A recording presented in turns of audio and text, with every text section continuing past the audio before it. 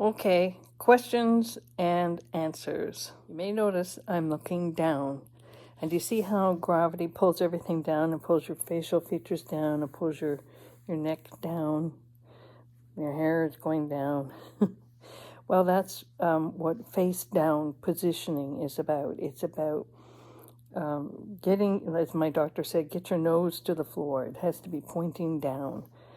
And the reason for that is because with my particular type of eye surgery, fixing a macular hole, they inserted a gas bubble into the eyeball, and that bubble floats. And my vision loss is directly center. So you may notice this eye is all weird, and I can't see through the eye because I'm looking actually through that gas bubble. But you stay face down so that the gas bubble can put a little pressure on the hole in the back of the eye, or in some cases keep a detached retina in place. So they use the same type of surgery for detached retina. People have asked, is this cataract surgery? No, and I think cataract surgery in some respects might be easier because it's either done with, the precision instruments cutting and replacing and removing the cataract, or laser surgery, and you will be able to see pretty much right away.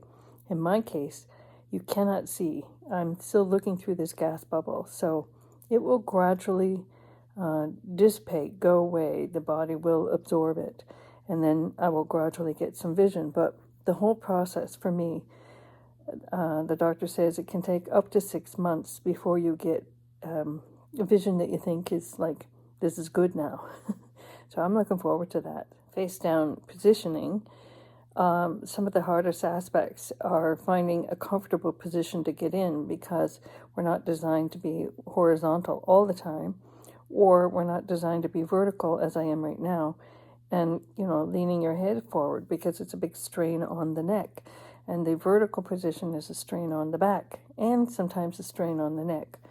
So it's been difficult to find a comfortable position, but this is day 3, and I think one comfortable position I have found that doesn't cause too much strain is using a series of pillows in around my head, and I created a tunnel for airflow. So that's been tricky to figure out, and so far with all my surgery, most of my time has been taken up trying to figure out what is the most comfortable position. And even if you find it, you can't stay in it for 24 hours. And so you do need to mix it up a bit, and that's what I've been doing. You can raise the head for short periods, the doctor said. Brief is the word he used. And that doesn't mean a lot of times, because every time you raise your head upright like this, the bubble moves. And I'm at the place where I can see the perimeter of the bubble, and I can see it moving. So you want to, if you really want good eyesight at the end of all this torture, you want to keep that bubble in the correct position, which is so that it's pressing against the back of your eye. You can sit up and eat normal, but you want to consider how fast your body processes food. The average amount of time for food to leave the stomach is about 4 hours. But if you eat and you're up, you're in the upright position and you're eating normal, let's say 10 minutes, that's your brief time, then you lie down, it works against the digestive system. So you want to, in my case, I've been eating pureed foods, and I'm gradually getting into more solids. You also are moving around less, which means you're not using as much energy. So you really don't need to eat a lot of food. You're going to do it because you're used to eating 3 times a day and maybe a snack. I don't know. But in my case, I'm having one good meal around noon, and then I'm eating light for breakfast and dinner time. You do want to make sure that you hydrate well, that, little sips of water, and I use a mug and a straw for that. You want to hydrate well because your body is under stress. And when your body is under stress, it needs hydration and it needs nutrients.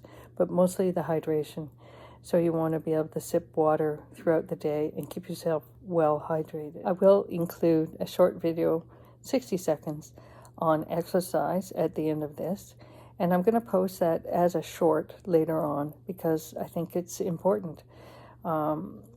Your muscles are sort of atrophying. Anyway, they're getting stuck in a same position, so you do need to move about. And because this is all sort of unnatural for your body functions, you do want to move your limbs and help prevent some of that stiffness and soreness that can occur. Entertainment-wise, I'm going to put a short video on that as well later on, but I had all these things set up for myself. Oh, I could do this, I could do this. They say, oh, you can watch things on your iPad, you can read. Yeah, but you can't see out of the eye that's got the surgery and it's in repair. So then you're just trying to use one eye to see everything.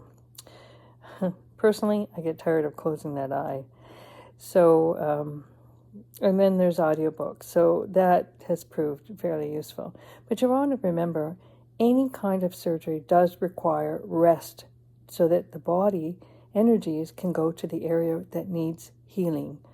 And so rest is a key component of what you do. Now, as for me, I'm thinking, gosh, is my face going to look like this from here on in? My eyes, and it's changed me? Hope not. Anyways, enjoy, be informed, be encouraged. You can get through this. That's what I keep telling myself. 7 days, I'm on day 3. Day 7 seems a long way off. But if you have to face this macular eye or detached retina surgery recovery time, be encouraged. You can get through it. A lot of fortitude, endurance, and self-discipline. So think about those qualities that you're developing in your life, whether you have them in small measure or greater measure. You will definitely have them in greater measure afterwards. So, cheers.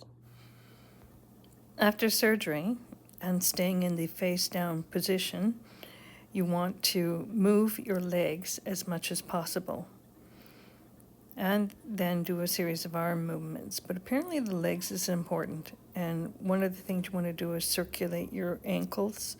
This all helps to keep the circulation in your system going, and the reason you want to keep that going is because you want to prevent this deep thrombosis that could occur, which is the body developing a clot, which potentially could go to your lungs, and then you've got additional problems. So our body is designed for movement, and it's really important to do a few of these exercises when you're in the face down position. I'm grateful for the opportunity to be able to share this information with you, and if you are facing face down recovery time in surgery, please let me know, share your questions.